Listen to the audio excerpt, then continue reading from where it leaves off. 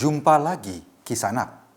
Menyambut Idul Fitri kali ini, kami segenap kru Channel 17 tidak mengucapkan permintaan maaf kepada Kisanak semua.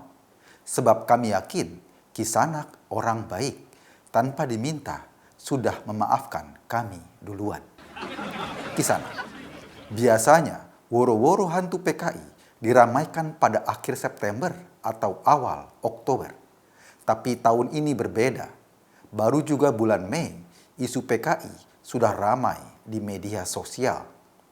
Bukan hanya itu, tender demo PKI juga mulai jauh-jauh hari dilaksanakan. Tumben, ada demo PKI di bulan Mei. Mungkin yang demo sudah kebelet, gak sabar menunggu sampai September.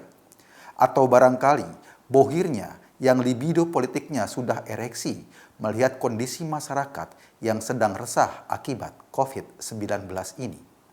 Dalam demonstrasi tentang PKI, biasanya demonstran membawa bendera Palu Arit lalu dibakar. Nanti saat demo lain, mereka membawa bendera itu lagi lalu dibakar lagi. Begitupun sebelumnya demo membawa bendera PKI, mereka bakar juga. Stok benderanya banyak banget Kisanak.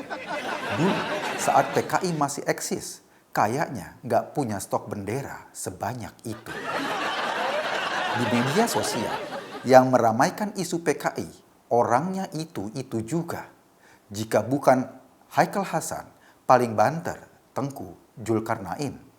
Sementara pada Mei kali ini, akun putra bekas diktator Indonesia juga ikut turun ke gelanggang. Tumben. Agak mengerankan Kisanak, PKI di Indonesia sudah bubar 54 tahun lalu. Tapi sampai sekarang masih saja diseret-seret untuk menakut-nakuti orang. Seperti orang yang sudah mati dan lama dimakamkan, arwahnya dipanggil lagi buat pesugihan. Kisanak, oh Kisanak. Jika kita perhatikan, para pemain isu PKI ini memang mirip kisah dalam film kartun Scooby-Doo. Di film itu, biasanya ada penjahat yang menebar ketakutan kepada masyarakat. Mereka membuat hantu jadi-jadian agar orang penuh ketakutan. Dari ketakutan orang itulah mereka akan mendapatkan keuntungan. Meski pada akhir cerita, biasanya penjahatnya tertangkap dan topengnya dilucutkan. Nah, isu PKI ini mirip hantu dalam film Scooby-Doo. Disebar untuk menakut-nakuti rakyat dan mendapat keuntungan. Yang pasti keuntungan politik. Apalagi disebar saat rakyat dan pemerintah Indonesia sedang susah menghadapi COVID-19. Kelakuan mereka mirip mencari lele dalam kubangan lumpur. Mungkin dulu, di zaman Soeharto, cara menakut-nakuti itu efektif untuk mempertahankan kekuasaan otoriternya selama 32 tahun. Tapi kini zaman sudah berubah.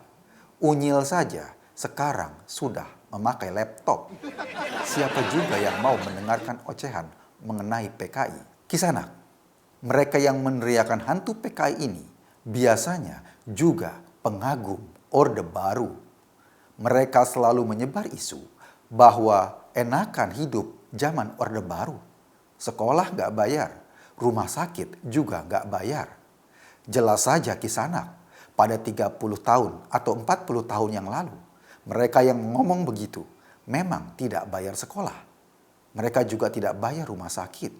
Yang harus membayar adalah bapaknya, karena mereka masih kecil.